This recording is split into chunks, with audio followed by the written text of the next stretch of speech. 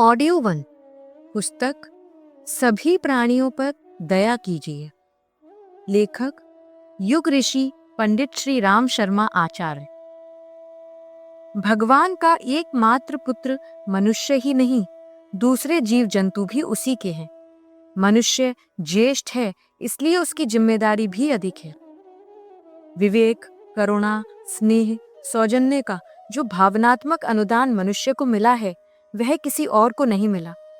अन्य जीव अविकसित होने के कारण परस्पर दुर्व्यवहार भी कर सकते हैं, पर मनुष्य के लिए वैसी छूट नहीं।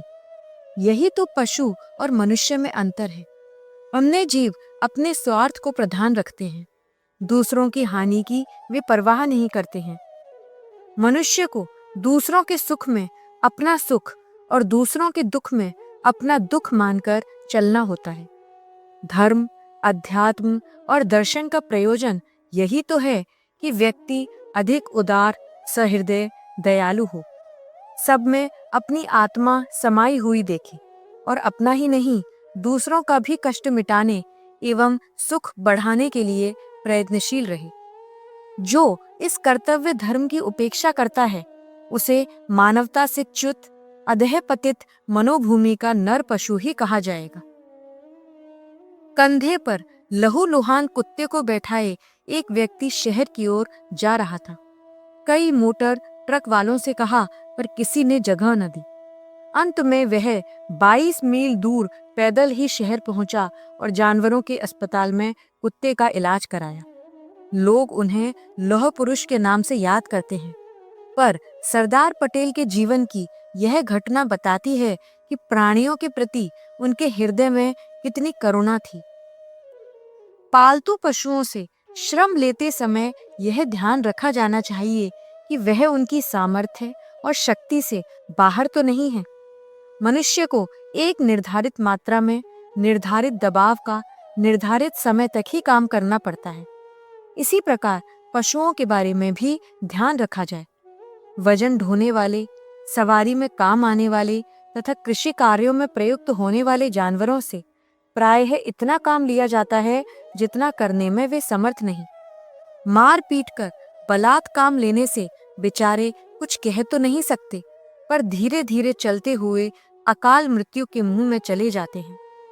टांगे इक्के वाले इतनी सवारियां बिठा लेते हैं कि उन्हें खींचना बेचारे घोड़े के लिए भारी कष्टकारक होता है। न चल सकने पर निर्दयता पूर्वक पिटाई होती है। गधे ईंट, चूना तथा दूसरी चीजें ढोते हैं। वजन की अधिकता और लगातार काम करने से उनकी पीठ में घाव हो जाते हैं और पिछली टांगें आपस में टकराकर लहूलुहान हो जाती हैं। बोझे की भारी गाड़ियां ढोने वाले बैल और भैंसों की गर्दनों पर घाव देखे गए हैं।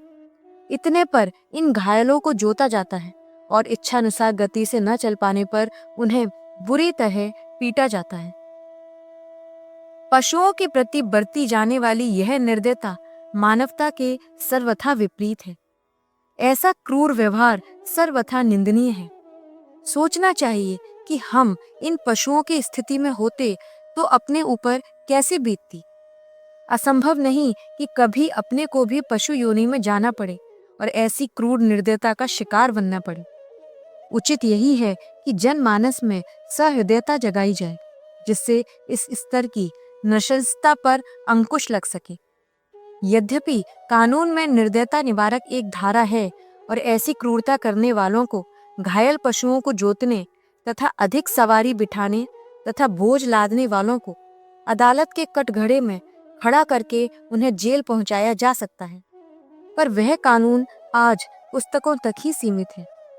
पुलिस पर इस कानून के पालन कराने की जिम्मेदारी है, पर वह कितना कर पाती है यह सभी जानते हैं।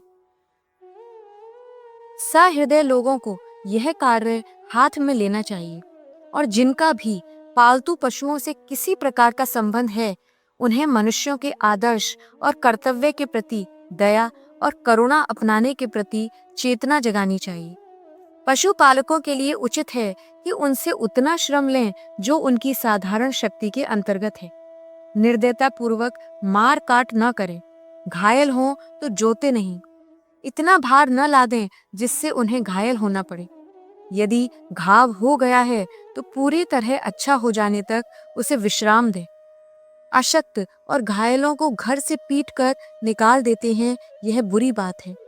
अशक्तता या बुढ़ापे की स्थिति में पेंशन की तरह उन्हें कुछ दिन बिना काम लिए भी भोजन देना चाहिए। अशक्त एवं वृद्ध गाय बैलों को कसाई के हाथ बेच देना एक बुरे किस्म की कृतज्ञता है। इब्राहिम लिंकन कार में बैठे संसद जा रहे थे। रास्ते में देखा एक सूअर का बच्चा कीचड़ में फंसा तड़पड़ा रहा है। कपड़े खराब होने की आशंका पर भी ध्यान न देकर उन्होंने पहले सूअर के बच्चे को निकाला, पीछे गंदे कपड़ों में ही संसद गए। पक्षियों को पिंजरे में बंद करके पालना एक प्रकार से उन्हें आजीवन कैद में डाल देना है। घर की शोभा बढ़ाने के लिए उसे स्वतंत्र जीवन यापन की सुविधा से वंचित करना एक निर्दयता ही है। जो पक्षी पिंजरे से बाहर रखकर कबूतर, मोर आदि की तरह पाले जा सकते हैं, उनकी बात समझ में आती है, पर पिंजरा तो साक्षात नरक है। तोते, तीतर सुंदर लगते हैं तो उसका मतलब यह नहीं कि उसकी सुंदरता को बंदी बनाया और सताया जाए।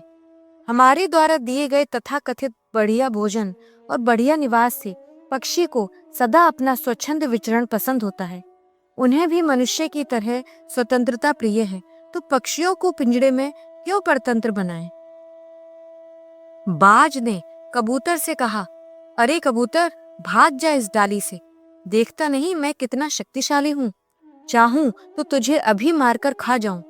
कबूतर बोला, लेकिन श्रीमान जी, इसमें आपकी क्या विशेषता रही? किसी को जिंदा करके दिखाओ तो जानूं कि तुम कितने शक्तिशाली हो।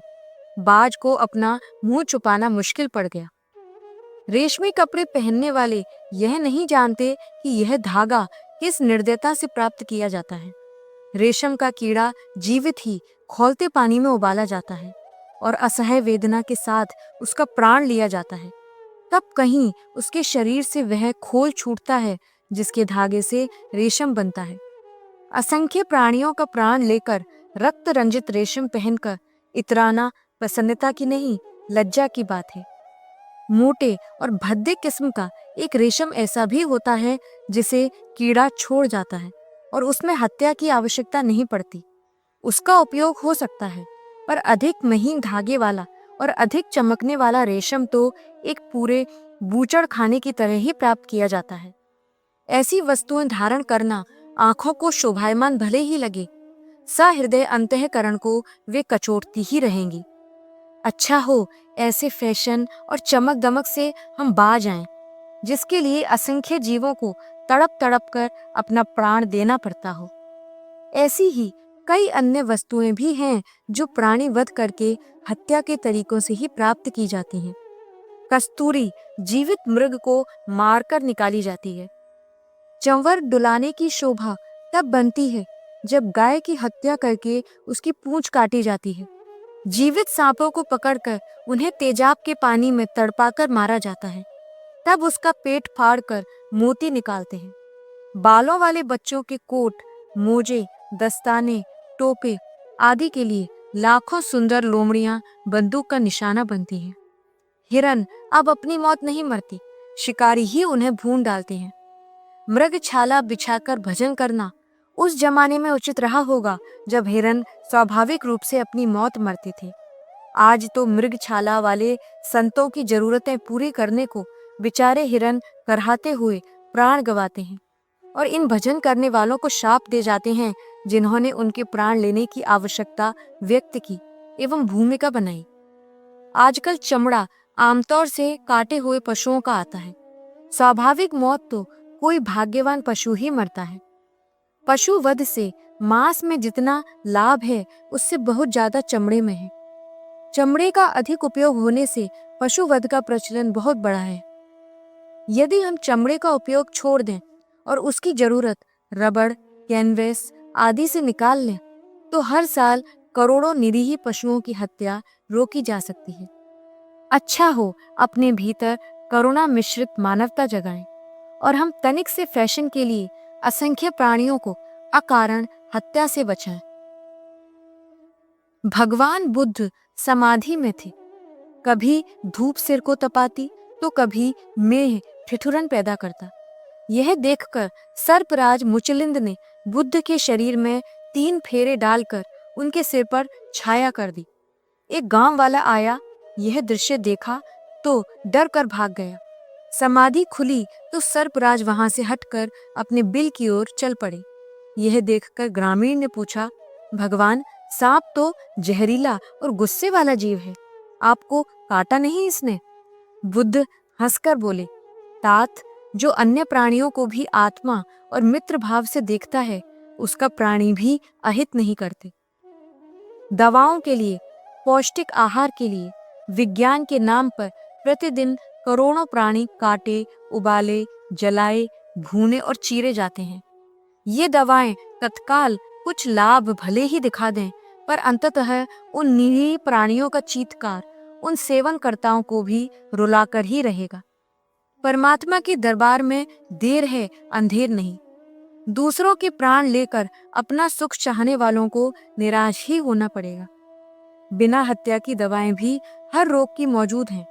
उनका प्रयोग इन घृणित रक्त मिश्रित दवाओं से अधिक लाभदायक है। फिर भी न जाने किस बहकावे में आकर लोग मद्य मांस मिश्रित इन घृणित दवाओं का सेवन करते हैं। संभव है इनसे किसी का शरीर सुधर जाए, पर आत्मा का पतन तो निश्चित रूप से होगा। मांसाहार शरीर को बढ़ाने का नहीं, गिराने का ही निमित्त बन सकता है, भले ही वह दवाओं के रूप में प्रयुक्त किया जाए।